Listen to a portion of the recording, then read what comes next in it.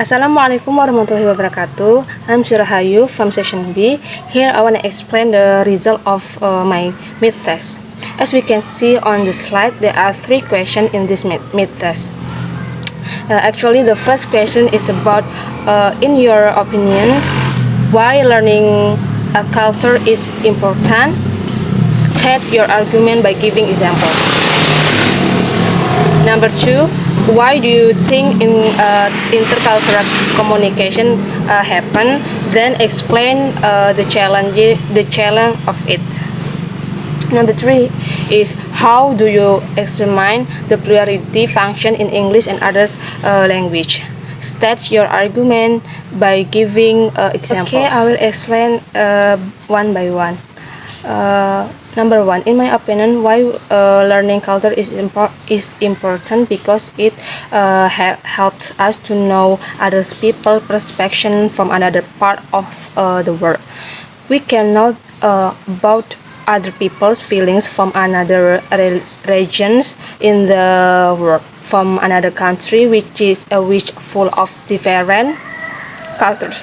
So from this different, we can understand the thoughts or understanding of others people which we do not yet have. For example, like Westerns tend to travel alone. They have a reason that traveling alone means that someone already has a nature of independence, and then correct and feel like challenge. And then whereas most of Indonesians think that saying someone traveling alone is an oddity, because it means someone does not have a good friendship, so that requires traveling alone. From this example, we can see the different perspective from another countries. This is what make us learning material, like studying, like the importance of the culture.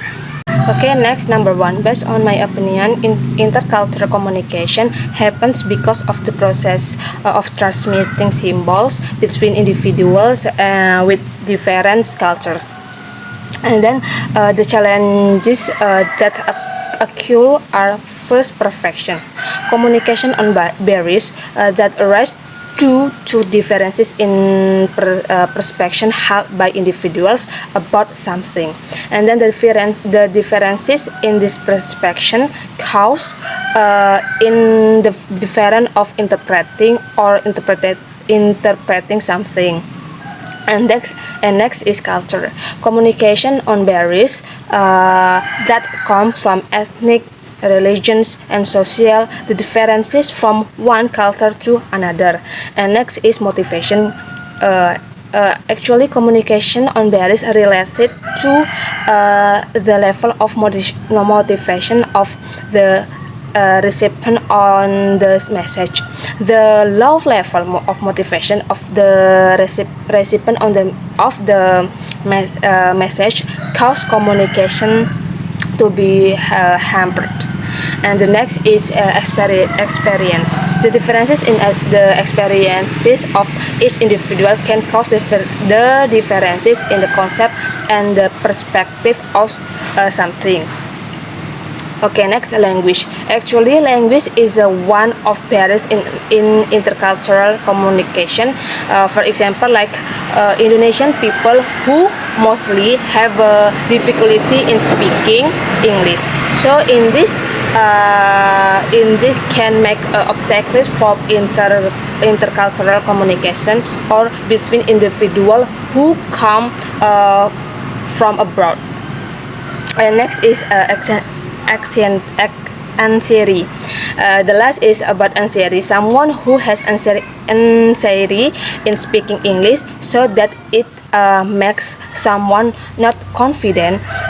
This is what makes like obstacles in the intercultural communications. Okay, the last is number 3. Based on my understanding, the function of the plurality in English and others language will create like various kinds of dialects or accent, and that are owned by each country, which is interesting and unique. Examples such as accent or dialect that have that owned by Singapore, India, like Malaysia, and then others like Indonesia, for example. This can cause the diversity of function of English and other language to appreciate and like appreciate very differences that each country has.